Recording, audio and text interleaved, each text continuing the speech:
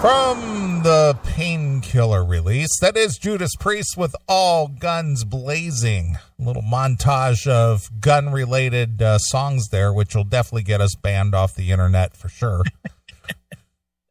Yeah, I was during that break. I was texting back and forth with Jericho. We were sharing gun pictures with each other. Nice.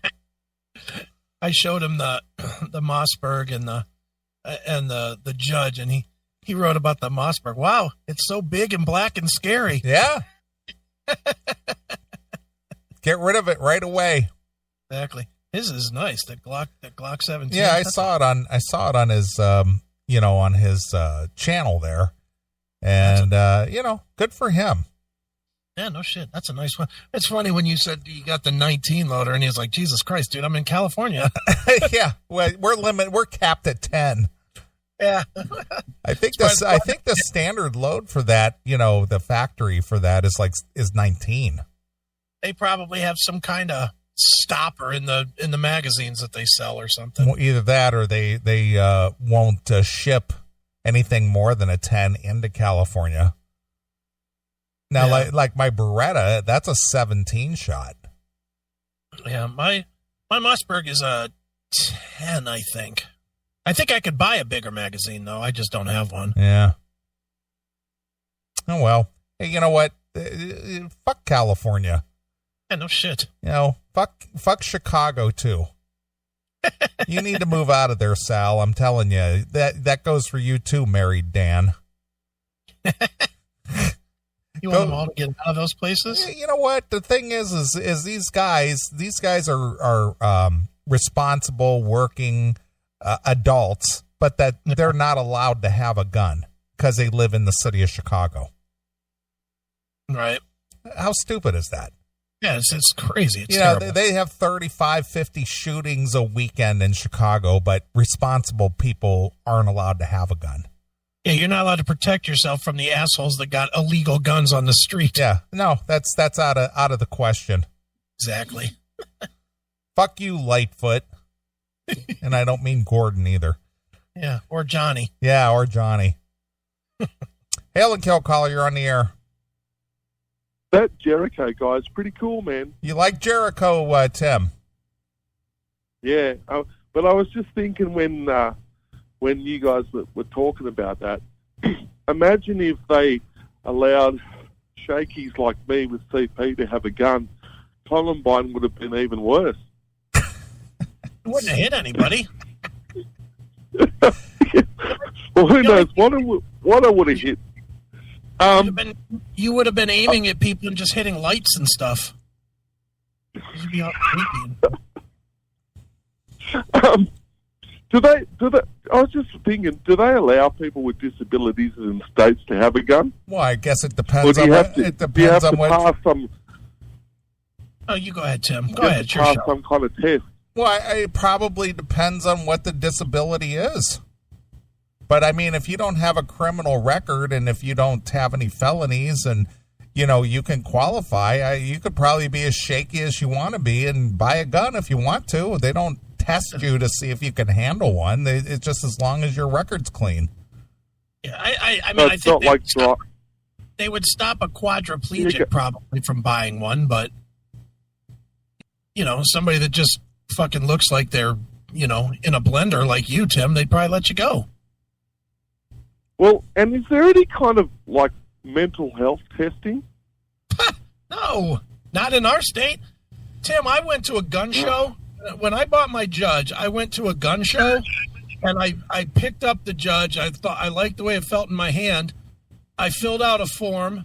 They made a phone call and packed it up and sent it with me. I was in and out of there in 15 minutes, maybe 20 minutes. Yeah, when I go buy my guns, they put you on a little laptop right there on the counter, right on the gun counter, and you go through and you answer a series of questions, and it submits your, your form electronically, and it comes back either you can own a gun or you can't. And if you can, they go, okay, that'll be, $995.50, please, or whatever it is. Mm-hmm. What sort of questions do they ask? Do you go into the McDonald's bathroom and then yell out hand job? That was one on mine. Yeah. No, they ask you, obviously to verify your address. They verify your social security number. They ask you if you're a citizen, if you've had any felonies, and the thing is if you lie and you lie about something and it comes back that you lied about it, you're automatically disqualified. Well, that's cool. I'm glad that there's some testing. I mean, not that I've ever been able to get a license because they won't let me drive in Australia. But because if you go for a license or something, you have to go through, certain things. I was just interested to know, but I'm gonna subscribe to Jericho's channel. And just before I go, I was wondering what live version of Live Gun, what album was that from? I don't know. It was some live version I played. I didn't really look to see where it came from. I just typed in Love Gun, it came up, and I just picked the first one that came up on the list. Because it was bad. I tell you what, they should shoot Paul Stanley's voice. Oh my God. Yeah. And then speaking on that, you should check out Ken Tamplin doing Painkiller. If you don't know who Ken Tamplin is, you should. He's my vocal coach, and he's absolutely beyond ridiculous. Did you say Bill Champlin? Ken Tamplin. I know what you said, Tim. Come on, Neely. Jesus. Hail and kill. Well, there goes Tim. There he goes. Just wondering if a shaky like him can own a gun. Probably. He probably doesn't have anything. Again, it just depends on what your background is. It doesn't matter if you're a shaky or not. Yeah, they don't ask you if you sucked another man's cock. They don't ask you if you can aim straight. Yeah, that's not a disqualifier if you took one in the dumper, Tim. All right. Well, this week you reconnected with Tommy Skio, formerly of Tesla. Mm-hmm. And Tommy had been a guest on this show. What has it been already 10 years? Yeah, because it was before I left. Okay. So Tommy was a guest on the CMS. We had interviewed him for his Freak Bucket CD. And then during the conversations, you basically invited him to do a CMS takeover. About 10-12 years ago, we used to do these celebrity takeovers where we would allow, somebody who we pretty familiar with to give them an opportunity to host the show if they wanted to. Mm-hmm. And sometimes it worked out. Sometimes, some of our guests didn't really give us a whole lot of content. Yeah. They didn't quite get the concept that it was their show and they were supposed to fill that 6 hours with some stories and, tell us some stories about music or on the tour or whatever. They'd give you like 5 minutes at the most per break. They were like, all right, that was Lynch Mob, and we toured with Lynch Mob before, and now here's another band we toured with. Here's XYZ. Yeah. And that was it. Yeah, and there was like, so we did at least a half a dozen of them, right? Yeah. Mm-hmm. Yeah, about that. We tried to engage somebody with a recognizable name in the music business to go, hey, I'm taking over the classic metal show, join me Saturday, and blah, blah, blah. And some of them worked out, some of them not so much, but Tommy took over the show. Yeah. And that was 10 years ago, and we really haven't had any contact with Tommy since because he kind of disappeared. Yeah, he just jumped off the map. Yeah, and you somehow looked him up or found him, or how did that work out? How did you find out that he had some new stuff going on? Well, there was an article on Blabbermouth that he had a band called Resist and Bite. Okay. Something new that he's doing. And so I looked it up, and then through looking it up, I found people that were also talking about some other band that he was doing called Skin Suit. So then I looked that up, and then I just messaged blindly to Facebook, to the Skin Suit website, saying, hey, we've had Tommy on before. We really enjoyed working with Tommy.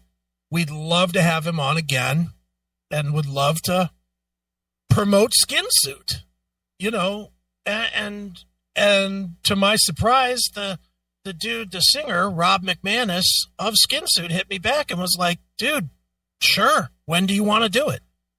And we walked through it for a little bit, worked out the logistics of things, and then we did the interview this week. It was pretty easy. You are saying Skin Suit, not Skin Flu, right?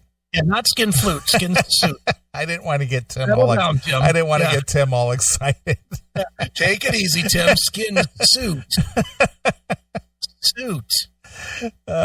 So anyway, since you interviewed Tommy, why don't you go ahead and set this up about asking him if he recalls taking over the show? Sure.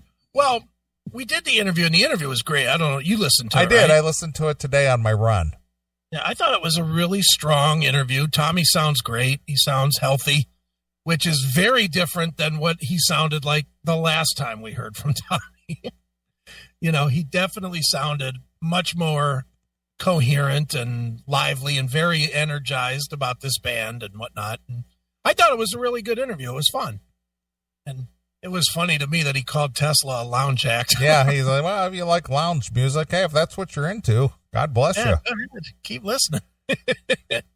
But yeah, at the end, after the interview was done, I said to Tommy, I said, hey, man, if you ever want to come on, it doesn't matter. You don't need an appointment necessarily. Just come on. And if you ever want to take over the show again, by all means, let us know, because it was fun. And he was like, did I do that?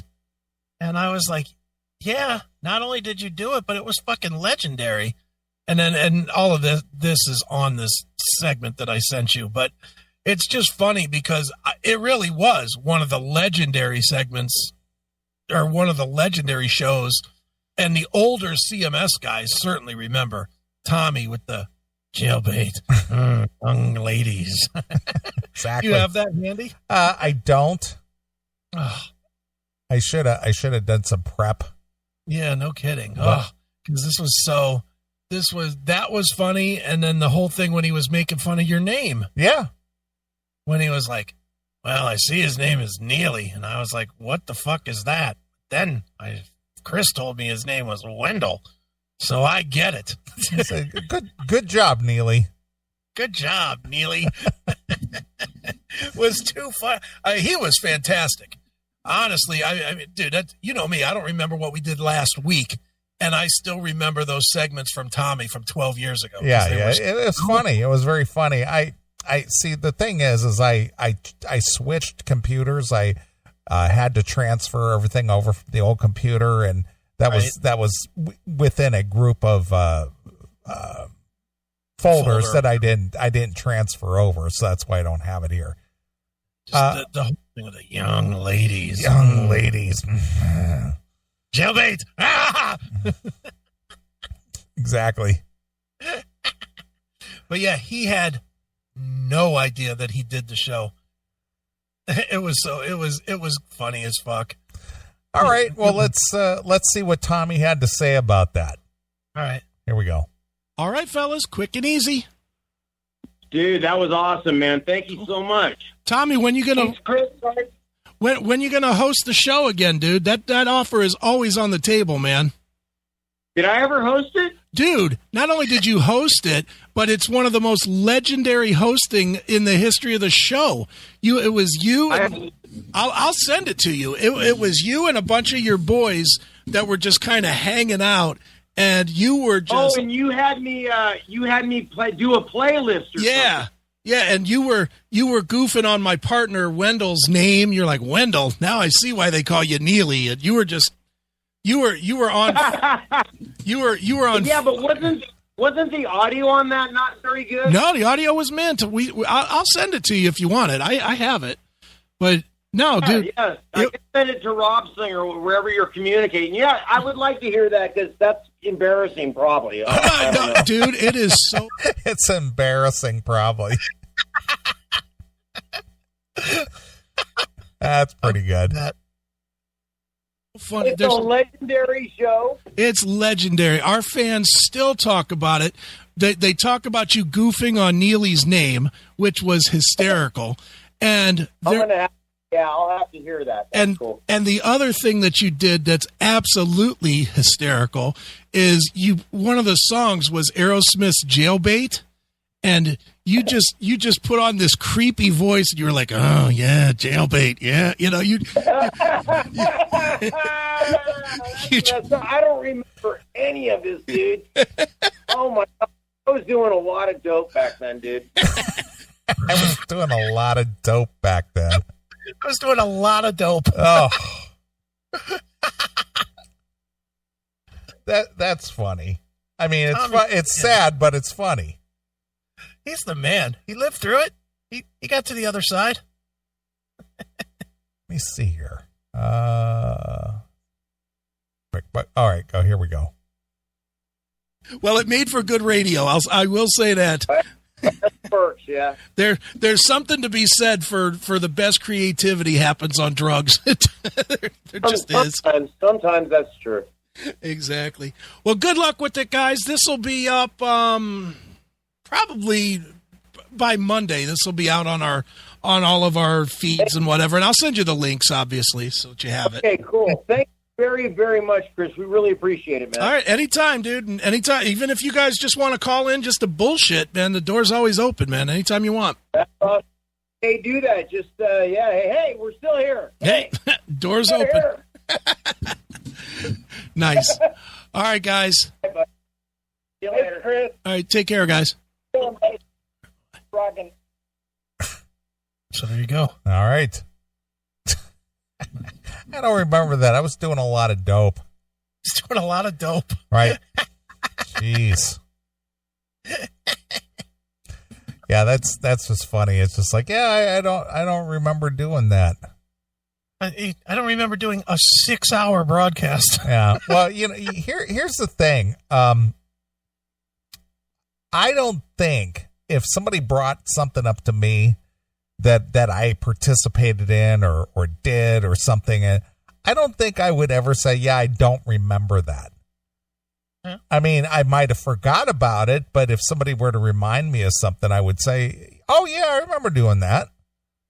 But yeah. Boy, just the effects of drugs, just unbelievable.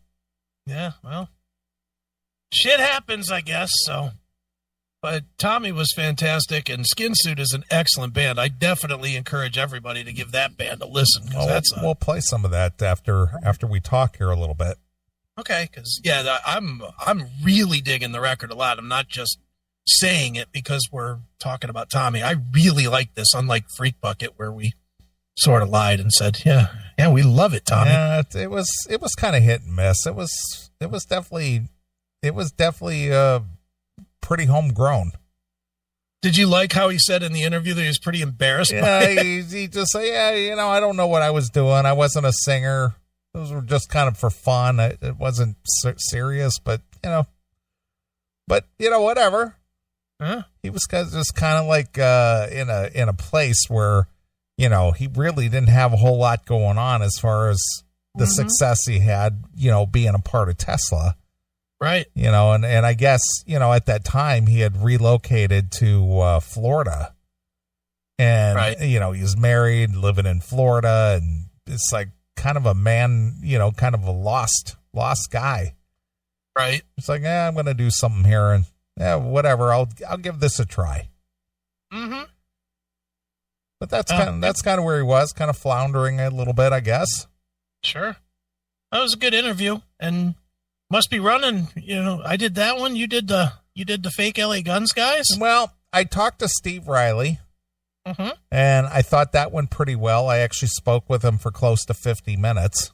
Okay, nice. It was a long interview because, it was more like two old friends catching up. Sure. Because I've known Steve for about 22 years. And we talked. I mean, it was less of a, question and answer thing. He just pretty much elaborated on why he believes that he can continue on using the LA Guns name. And I kind of get it.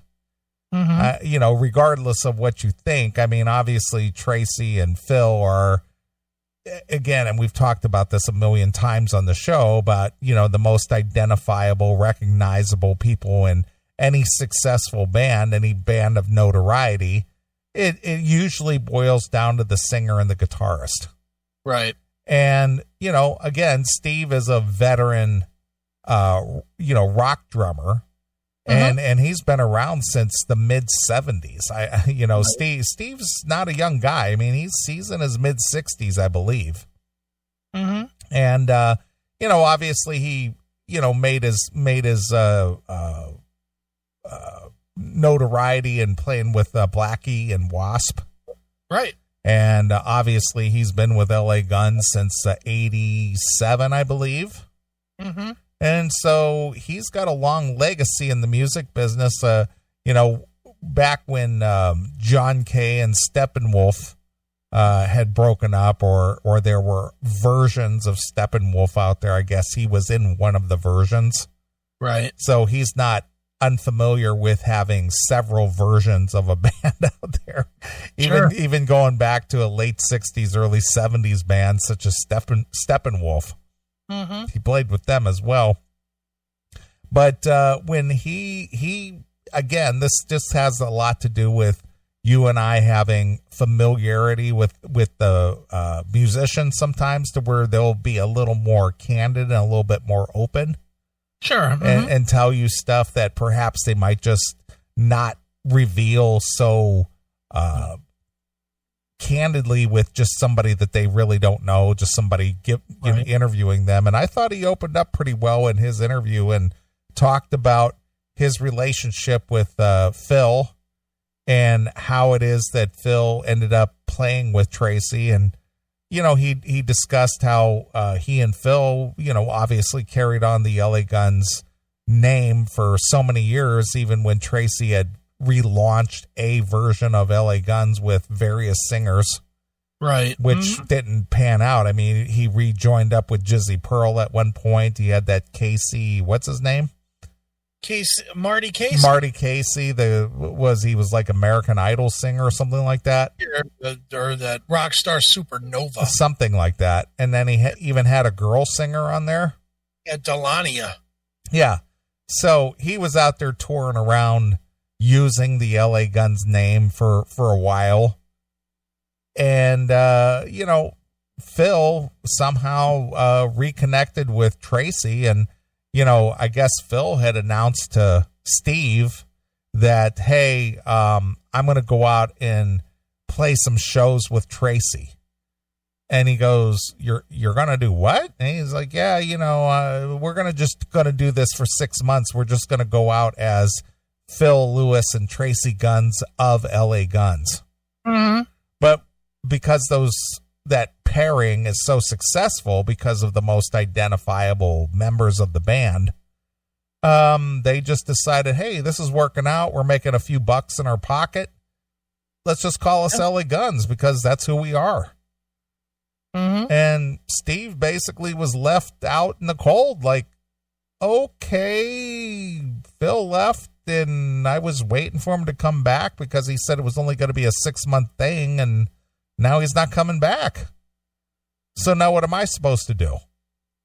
Yeah. Well, I mean, I get it, but again, it always comes back to me to the common sense factor.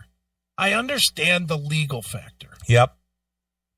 But the legal factor is it's still fraudulent. In the common sense factor, it's fraudulent. Well, I agree. And when I interviewed Kelly Nichols about a week ago,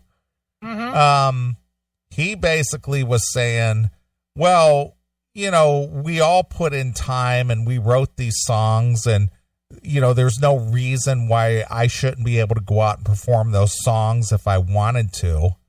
And and again, it's just like, well, nobody's preventing you from performing those songs, but you're using the brand. And he even admitted, he goes, well, dude, I can't just go out there and start another thing and get people to come see me, under Kelly Nichols or whatever they want to call it. So again, it goes back to the whole band versus brand. It's just like, well, we have to use something that's recognizable. And obviously the LA Guns trademark is, almost 40 years old already. And it's just like, how are we supposed to capitalize if we can't use something recognizable? Yeah, well, by that logic, you could go out as Dokken because you sang on Sunset Superstar. Yeah. But I know that's a ridiculous point. It is. And I agree with you. How many people,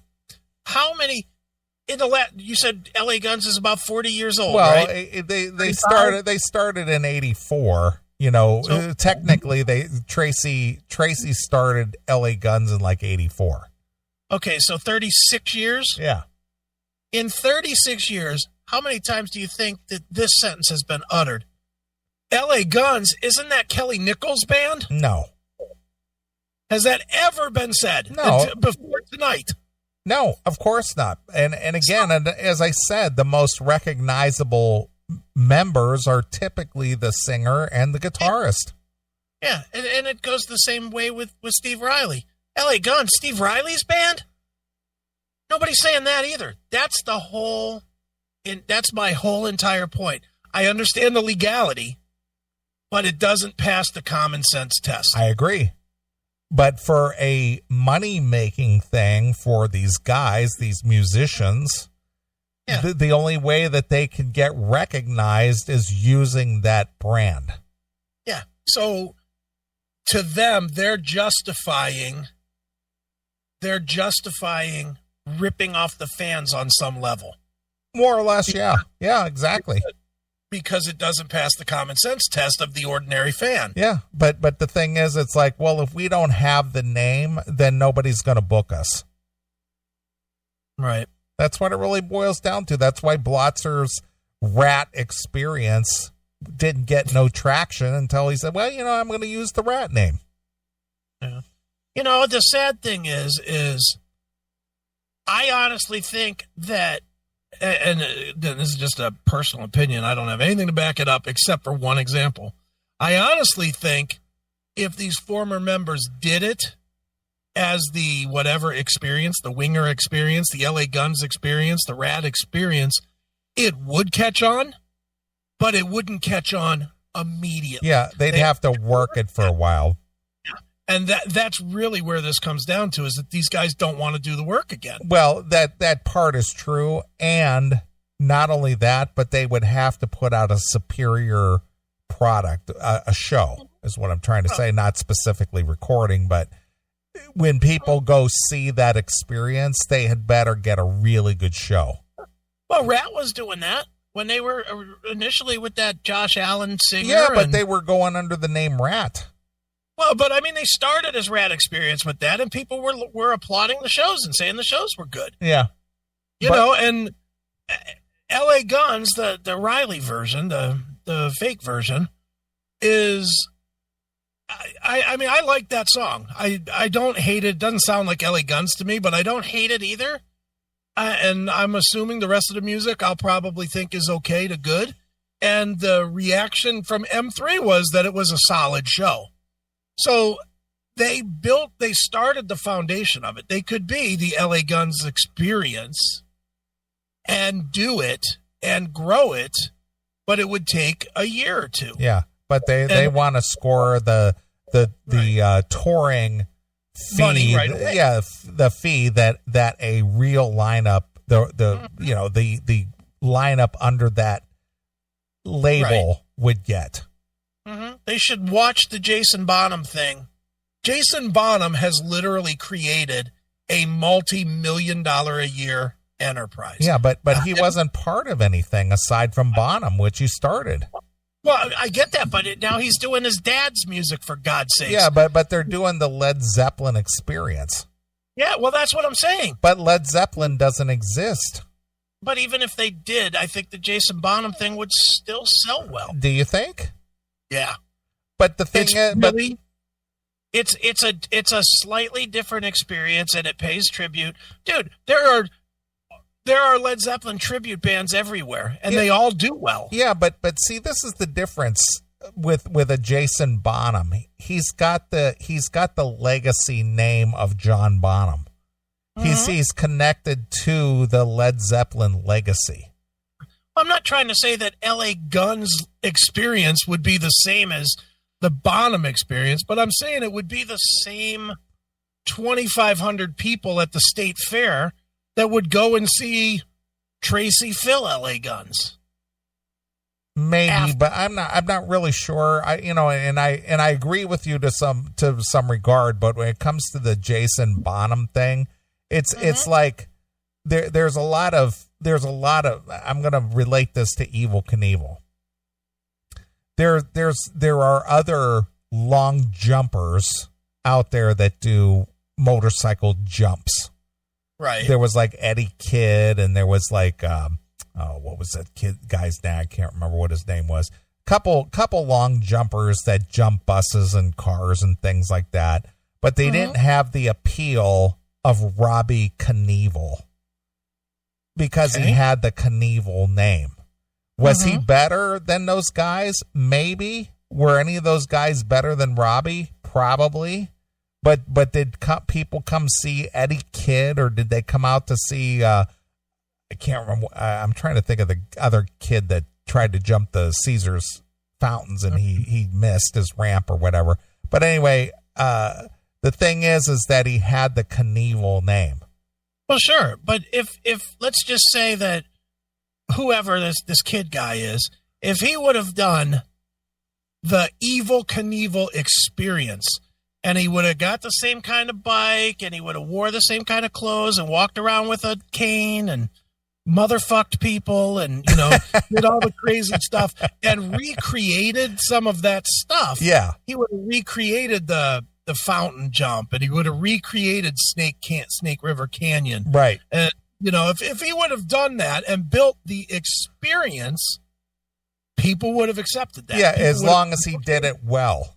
As long as he did it well. And that's all I'm saying, is that the experience can work as a true tribute. Yeah. Calling the drummer and the bass player of LA Guns is ridiculous. Well, I'm not going to argue that. I agree with that 100%. I do. And again, speaking with Steve, I can understand his plight, because it was like, I'm out of work because my singer left. Sure. And it's like, am I not supposed to perform anymore? What am I supposed to do? I got news for you. The answer to that question, yes. As that band, yes. Yeah. That band is no longer valid. Well, here's the thing. What if Steve put together like 3 or 4 other guys and went out as the Wasp Experience? It would or wouldn't be. Look, what if me and you put together 3 other guys and called it the Wasp Experience? But we weren't in Wasp, though. Doesn't matter if we did it well. Dude, how many tribute bands are there out there that have no guys that ever even saw Led Zeppelin? But are they filling up clubs or venues? Yeah. Dude, the band Zoso that plays here, that's not even a very good Led Zeppelin tribute. Yeah. They sell out the Akron Civic. Right. But they have no lineage to Led Zeppelin. Okay, well, let me ask you, if Led Zeppelin were still alive, John Bonham were still alive, and Led Zeppelin was still intact and still touring, would they have the same appeal? I say yes. Really? Do you really believe that? Or do people go see Zoso because they want to relive the Led Zeppelin experience because it doesn't exist anymore? There are tribute bands. Look at fucking Fake Fest. Fake Fest was out there doing Guns N' Roses, doing Van Halen. But they had to go out as a package, though. They didn't draw on their own. There was like six or seven acts on that. There was a tribute to the Beatles, tribute to AC/DC, tribute to Guns N' Roses, tribute to Van Halen. You could see it all in one day. Then let's take it closer to your own heart. Okay. Chicago versus Leonid. But Leonid's not selling out arenas, though. But they're still selling 2,000 or 3,000 tickets. Yeah, they are playing a club, but they aren't. And they are playing around at club level, but they're not playing like a CSU Convocation Center or something like that. No, they're not playing that. But I guarantee you, they're making $75,000, $100,000 a night. Again, I have no idea, but yes, they're tickets. Yeah, well, they are doing well as a tribute act, but they are doing it because they're doing it well. Yeah, well, and that's my point. They're not calling themselves Chicago 2 Nope. or Illinois. They're calling themselves Leonid, for God's sake. Yeah, Leonid and Friends, a tribute to Chicago. Yeah, they're doing the Chicago experience. They do it well. And it sells. Yeah, and unfortunately, because I've seen it, they play better than what is considered Chicago today. Dude, you don't think a really good Kiss tribute band that went out as the Kiss Experience would do phenomenally well? If they really went all out, did the pyro, did the risers, did all that shit. Yeah, if they kicked the Kiss band off the stage, yeah, I think they would probably do well. That's what I'm saying. Yeah, if they had a reputation, and they were getting rave reviews and say, man, you got to see these guys. It's like living 1974 Kiss again. Or a really good, and again, you got to do the biggest bands, but you don't think that a really, really good AC/DC band that does the whole thing with the cannons and with the, with the pyro and the, the lights and the blow up doll of the devil guy and all that shit. You don't think that if they did that they would do enough money to live, to make and that's all I'm trying to say is to make a comfortable living. Yeah. Yes. They don't have to call themselves AC/DC to make a comfortable living. They could be called Thunderstruck. Or Airborne. Well, yeah. But you know what I'm saying, I do know what you're saying. I get it. Believe me, I get it. There's a band here in Cleveland called Wish You Were Here that's the Pink Floyd. Pink Floyd tribute. Yeah. And they're amazing. I mean, I've seen their show a few times, and they are as good as Pink Floyd was in Pink Floyd's day. In the 70s. They're that good. And they draw big numbers. Well, again, Pink Floyd doesn't exist anymore. No, but they've been around during some of the Pink Floyd time. They didn't stop doing shows when Roger Waters went on a 2-year tour of The Wall. They kept playing shows and they kept selling 2,000, 3,000, 4,000 tickets every single time. Right. And they have nobody that's in the band that was a roadie for Pink Floyd or was in Pink Floyd or, played the triangle on one of the songs or something. They just do it well. They have the little screen and it lights up and it does the lasers. Yeah. Well, but that is the whole thing is if you're going to go out there as a tribute to any band, you have to really excel at it to where people walk away from that saying, man, that's just as good as, if not better than seeing the original. Mm-hmm. And no, chat room, I understand that they can't just go do it and use the name. I understand that. I understand that there's legalities involved, dumbass. Well, Led Zeppelin 2 is able to use Led Zeppelin in their name, but they're Led Zeppelin 2. They're Led Zeppelin 2, and I don't think they have any association to Led Zeppelin either. They just asked if they could use the name. True. So, I mean, it's doable. On some level, it's doable. But it does take work. Yeah, well, and it takes time. Yeah. The unique thing is, if you put in that time, if you put in that year and a half, and it takes off, then you have it forever. Then the other band can never fuck you out of it. True. That's where these guys are going to get are going to get fucked right in the ass. They're going to put out this record, and you know what's going to happen. It's going to get stalled, and it's going to get stuck in litigation. Everything's going to be a problem. Touring's going to be a problem. They're going to get cease and desist notices at every show that they try to play. It's going to be a hassle, and it's going to be stupid. It's a hassle for how much money? For little dollars now. It's dumb. I agree. Hail and kill, caller. You're on the air. Okay. First of all, who owns the LA Guns name? Well, from what I understand, Steve and Tracy own it 50-50. Okay. All right. So, well, if that's the case, then Steve Riley can legally do this. Well, but again, Chris's point was it's not the legality of it; it's the common sense of it. Steve knows. Yeah, Steve knows legally he can do it.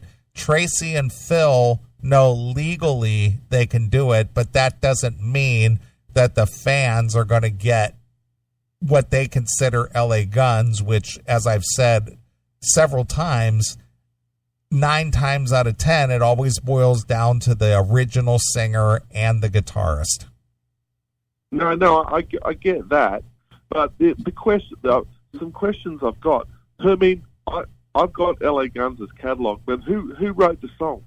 Who are the guys that wrote the songs? Well, in the original lineup, Kelly Nichols wrote some, Steve wrote some, Phil, Tracy, everybody kind of contributed to the songs. Okay, cool. But during the time that Phil and Steve had the name for the longest time, and they had Stacey Blades as the guitarist for a long time, and they had Adam Hamilton in the band and various other players that they had in the band. I think that they all contributed, but I would say that probably Phil and Steve. Probably Phil probably wrote most of the songs during that era. Well, I mean, can't you see, though, that, I mean, I agree with what Chris is saying, but they're taking this to court. I mean, firstly, a little while ago, I heard somebody from LA Guns a couple of years ago, or somebody saying that, it might even have been Phil, saying, they don't want to sue anybody in the band, and they didn't, when all that stuff was happening with Tracy, they didn't take it to court, yada yada yada. But all the court's going to care about is what, notwithstanding what Chris said, but all the court's going to care about is what legally can be done. So the court's going to say, well, you can do this and you can do this too. They don't. They'll say the same thing to both parties, because it's different from the Bobby Blotzer thing, because Bobby Blotzer had no rights to the name Rat at all. He liked to think he did, but he didn't. That's true. I mean, Blotzer was wrong, and I get that part. The problem, though, is I think you're missing my point, Tim, which is I don't care what the legal is. As a fan, I don't care who the band is. I'm never going to look at it and say, well, they're the rightful band because some courtroom said so. I'm going to look at it and say, no singer, no guitar player, no band. Period. I agree with you, Chris, but legally that's the way it's going to shake out. But that's the exact point that I said, Tim. Are you listening? That's the point that I said when I said they've justified to themselves that it's okay to rip the fans off.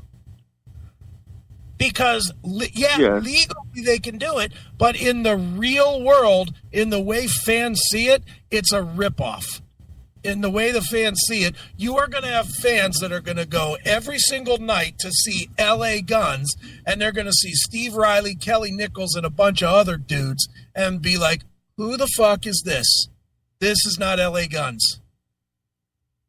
Yeah, I understand, but it's just, I mean, I think the whole thing's going to be caught between a rock and a hard place, though. Anyway, Well, I don't kill. It is. Yeah, go. Sorry. It is between a rock and a hard. You know, the unique thing, and it plays into a question that the chat room said about is it financially viable for them to have two different bands versus just dealing with each other? And to be honest, I think they're completely in that rock and a hard place. No, it's not viable to have two bands financially. And to be honest, I don't think it's viable to have one band making a little bit more money, but not enough money to deal with an asshole that you hate. I mean, I'll hang up on this, but you and I had this discussion, like, LA Guns was never really that big anyway, to begin with. Yeah. Well, that's it. I mean, they had a few hits. They had several hits, but, not that much. Yep. All right. Hail and kill. There goes our Australian rockologist. Yeah, he's trying to find out. All right, well, you sent this thing over where it says message to Tracy Guns. Yeah. Somebody did a cameo. I don't even know who this guy is. I guess he's some sort of right-wing guy. Okay. And as you're well aware, Tracy's as hard left a lefty as you could be. Oh, yeah, Tracy is a big lefty. He's a Bernie bro. Yeah, so this is some right-wing guy doing a cameo message to Tracy. Now, what does that mean, a cameo message? Cameo is this thing where people that feel like they're celebrities on some level, and some of them are real celebrities, like the Chris Hansen video that I got. Yeah. That was through Cameo. Now who is this guy? I don't know. I'm assuming he's some YouTube influencer or something, some right-wing guy. I don't know who he is. Okay. So he might be like a Mark Levin or something. I don't think he's one of them guys. I think he's one of these real fringy guys. Okay. I think he's a much more fringe right-wing, let's shoot up the government guys. All right. He's a real hard. Even the video of him is, MAGA hat on, big Trump poster behind him, guns. He's really over pushing his right-wing isms. But the video itself is pretty funny. He says some funny stuff. So he's a constitutional American. Oh, yeah, I would say. All right. So why does that make him right-wing? Because all of his views are from the right side. He has no views that would ever be lefty. Okay, but my point is if his views are constitutional views, what makes that a right-wing view? Because lefties don't believe in the Constitution. All right, so is that a right-wing view or is that just a constitutional view? Well, okay, Picky Pete. I'm just asking the question. I don't know what this is because I haven't played it, so I'm just asking you. You've seen it, you heard it. He's right. He's definitely far right. Okay. He's far left. He's the pendulum on the other side. So the pendulum swings the other way. They're going to swing the other way. All right. So here's some guy sending Tracy Guns a message. Yes. All right, here we go. This message goes out to a real beta male cuck named Tracy Guns. You know, Tracy, I just seen on Fox News that you're in some kind of little wannabe rock band called LA Guns, and that pisses me off. Well, wait a minute. He saw this on Fox News? Apparently he did. Okay. All right. He's in some little... He's a beta male? All right. Not so much the guns part, but the L.A. part. That town ain't nothing but a bunch of damn Democrats, but I digest. I went ahead and listened to your little... I digest or I digress? Did he mean I digress? I think so. All right. Well, he sounds like a good old Southern boy. Yeah. Sounds like he might be from Kentucky or something, or down Tennessee. I think he might have pissed in a car. All right. Music. After all, it wasn't hard to find. All I had to say was, Alexa, play shitty music, and there you were, messing up with every strum. It made me want to rip and tear the goddamn headphones off. They had to take the pencils off my desk just so I wouldn't shove them in my ear. And I listened to your new song, too, and quite frankly, I never heard the old stuff before, but I know I like it better than your new shit. What was that song called, Let You Down? If you weren't lying. And I went ahead and listened to the whole album, The Missing Piece, or as I like to call it, the soundtrack to Guantanamo Bay, because that thing came on and I just started confessing to crimes I never even committed. And to... Wow. Okay. Well, I happen to like The Missing Piece, and I happen to like Tracy as a person. I don't agree with his politics, but, you know, I've known Tracy for as long as I've known Steve, about 22 years, and I've always got along with him fine. So I don't know. And I guess I'm a constitutionalist. I'm a right winger. Yeah. But I still like Tracy as a person, but I digest. Yeah, you digest. All right. LA Gun just sounds like a great value version of Brides of Destruction. And I know what you're thinking. How does my band sound like a shittier version of a band I was in a long time ago? Well, I'm asking you the same question, Tracy. I bet it's the rhythm guitar. And what's this I heard about you living in Denmark? That's about the most un-American thing you can be. You traitor. You Judas. You Benedict Arnold. But today, me and that other beta male cuck Ace Von Johnson are raising our emotional support beers to you. We're just asking you to put the guitar down, Tracy. The world would be better off if you did. So here's to you, Tracy, from Ace Von Johnson. Now get off my property. Okay. I happen to think Tracy's a really good guitarist. Come on. It's just, wow, that's funny. I like the whole Brides of Destruction shit. I know. Ace Von Johnson. Yeah. I think this guy knows a little more about the music than what he pretends he knows. Well, Ace Von Johnson is in LA Guns, isn't he? Maybe Ace paid for this guy to do this rant? Maybe. I mean, I don't know the specifics of it. I just know it was Cameo, and Tracy posted it and was like, what the fuck? Okay. It says that he's lead guitarist in Faster Pussycat, but he's a rhythm guitarist in LA Guns. Yeah, he's in the band somehow. Yeah. Okay. All right. Well, whoever this dude was. Yeah. Yeah, this could have been a goof. It may have been a goof. Whether it's a goof or not, it's funny. Yeah, it is. All right. Fair enough. So there you have it. Yeah. Tracy on call, being put on the, what do they call that now? The on alert or whatever. Yeah. He's been put on blast. Yeah. On blast. That's it. Yeah. Tracy's been put on blast by this guy. Yeah. I don't speak millennial, so I don't know that. Yeah. He must be shaking in his boots after hearing that. Well, he posted it on his own Facebook. So. All right. Well, it must have been a goof. Yeah. Or at least he thought it was funny. Yeah. I guarantee you it was a goof. I'm sure it was. All right. Well, since we talked about Tommy Scio and Skin Suit at the beginning of the segment here, why don't you pick a tune from this disc? I'm going with Bebe. Okay. Bebe. Bebe.